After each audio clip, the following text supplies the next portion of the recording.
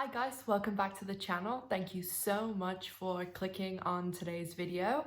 I'm sorry there's been a few days between videos. I would have had this probably up the day before it's going up, but I had some major issues this morning where most of you I think have seen the front of my house. It's like all glass, and for the past 2 weeks, every single day, birds are flying into the glass. I've lived in this house for nearly 2 years and it's never happened before.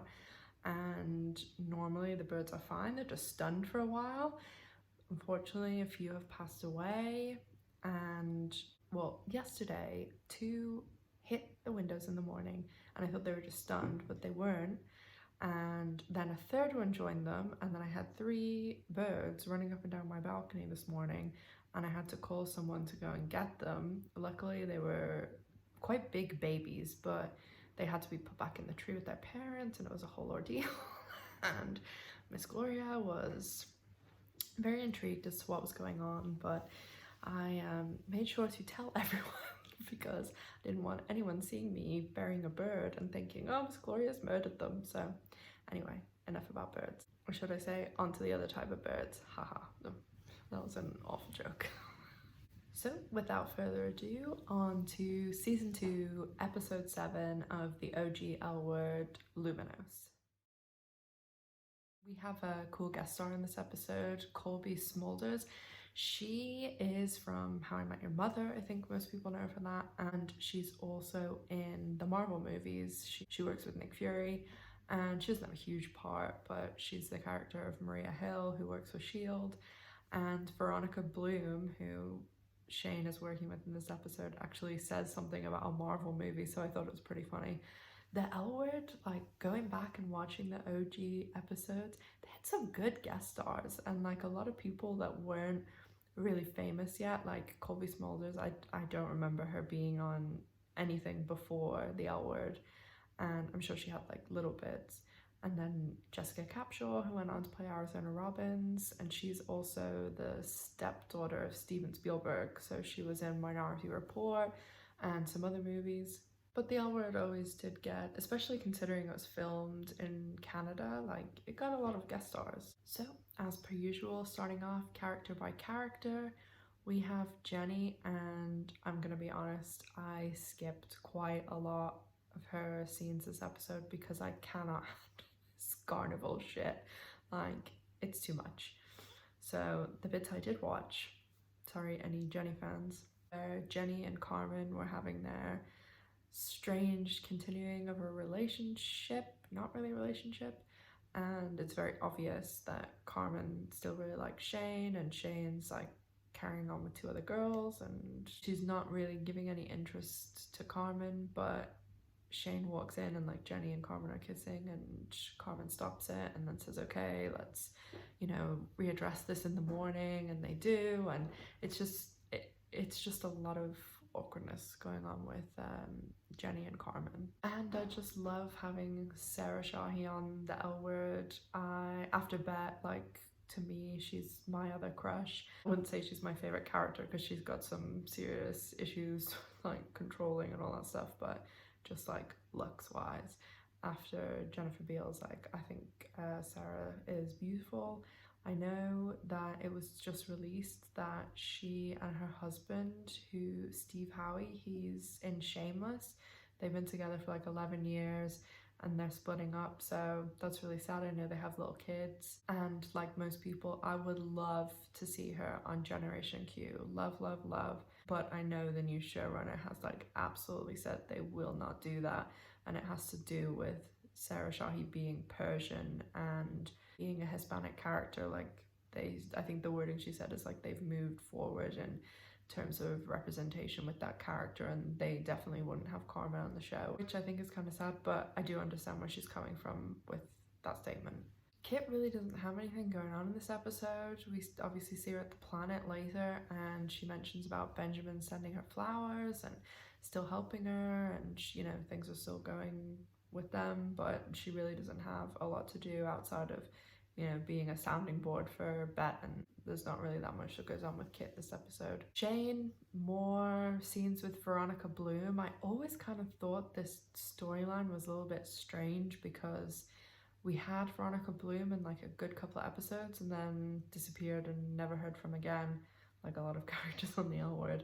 But I just don't understand what the point of the storyline was. Like, yeah, Shane was working on the sets and things, but they're just, it just didn't seem to have any sort of point at all. And at the end of the episode, Carmen kind of says her feelings to Shane, and Shane doesn't really have much to say, but things are still going on with Jenny, and then but it's obviously like Shane, so that whole mess is still continuing too. Alice and Dana are in like their little pink cloud happiness bubble that everyone's always in when they start a new relationship, and there's, you know, birds singing and rainbows in the sky and everything is just amazing.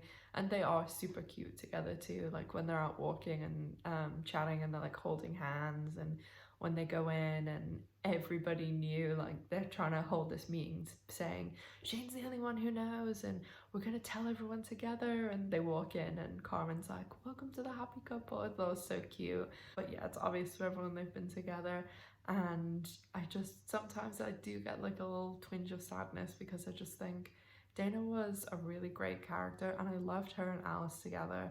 And not only did they turn Alice into like a psycho and she split up with Dana, they also killed Dana, and I just feel like that character had so much potential and it was just squandered. Even the way they killed her off, it was like, oh, done. Like, I don't know. Everyone still has a lot of issues with that, I know. And we are not going to do season 3 reviews on this channel because I cannot take it.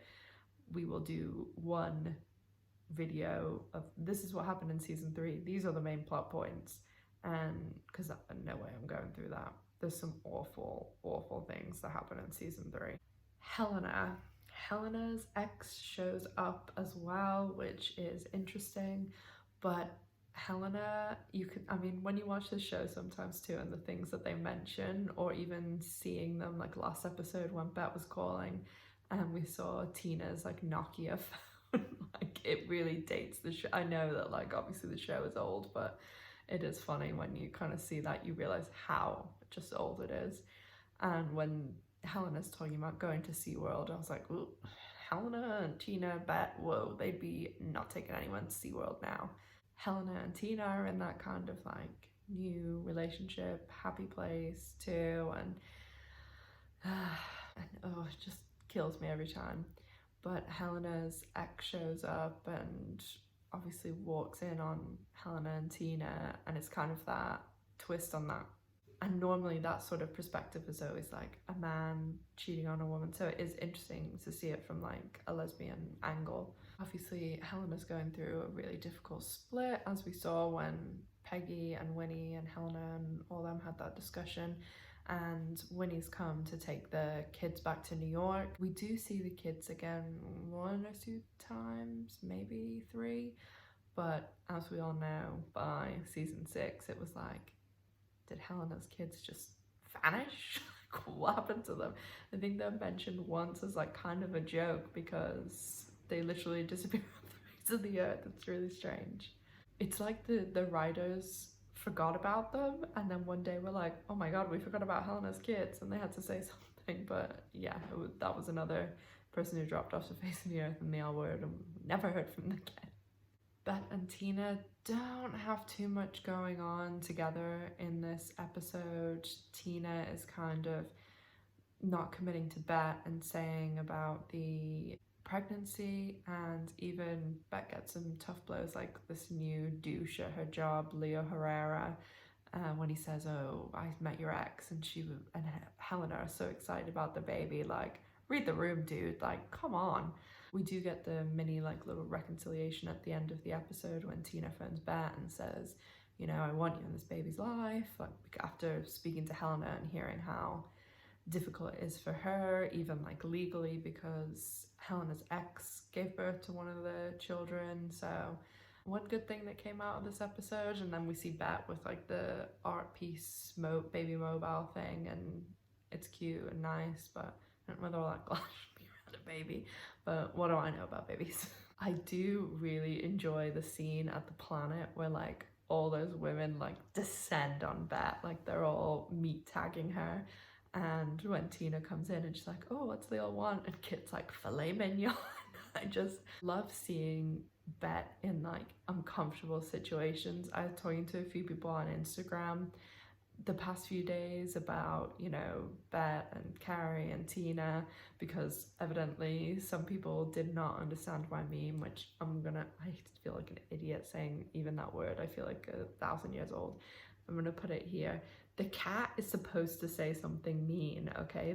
The Gen Q writers are being mean because they're bringing in Carrie. I am the most pro Tibette person in the world.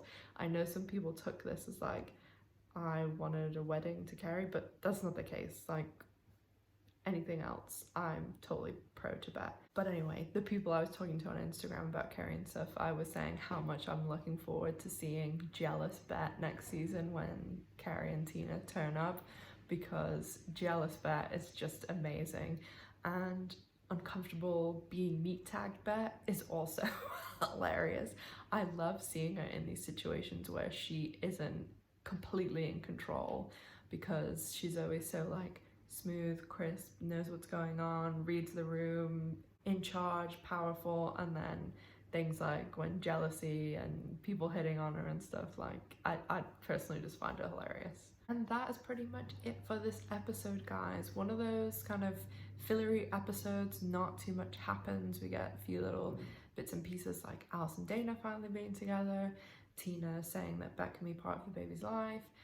We are gearing up for some of the really good season 2 episodes, so I'm looking forward to watching those over the next few days. I just wanted to say quickly thank you so much to every single person who's watched this channel.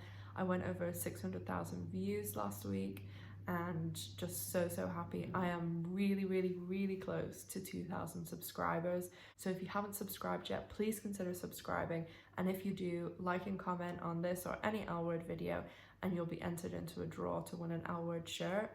But I'm really hoping to get to 2,000 subscribers too, and I have been having a little think about some things that I was gonna do if I got to, I don't know, 5 or 10,000. 10,000 is a lot. 5 is a lot, but I wanted to do like some big thing for it. I will do giveaways, of course, when I reach those two, and like a bigger thing than a shirt. So if you have any thoughts, let me know. I did also see these on the internet, these line drawings. I'm gonna put them up here for you guys to see. But on my left arm, I know you guys don't see my arms too much, but I have a lot of tattoos on this arm. That's pretty much what all my tattoos are. And obviously the L word is not something that's easy to get a tattoo of. I do really like my channel thing or like my channel name or something, but I did see these line drawings and I don't know, I'm not saying I definitely will, but this has entered my head that if I got to 5,000 or maybe even 10, because it's a pretty big deal, it's a pretty big thing to do, that I would get something. I don't know, but maybe I could get a combination of this and like the little logo of my channel or something like that. But do you think I'm insane? Would you like to see this? I just thought it'd be pretty cool. I'm just putting it out there, I also, today I'm gonna try and go onto my community page and put a poll up, because I'm just interested in asking you guys about some of the things you'd like to see on the channel, because as we know, we're not going to be getting Generation Q anytime soon. And I know I'm only on season 2 with the OGs, but I do want to do some other things on the channel because just really enjoy it. So look out for that and really appreciate hearing your thoughts and opinions. As always, guys, don't forget, if you want to keep up with me and other L Word content in between my videos, I've been on a L Words funny meme post scene thing at the moment. So if you want to have some laughs in this bloody crazy world that we're stuck in at the moment, please follow me on any of my social medias. As always, guys, thank you so much for watching. Take care, stay safe, and I'll see you soon. Bye.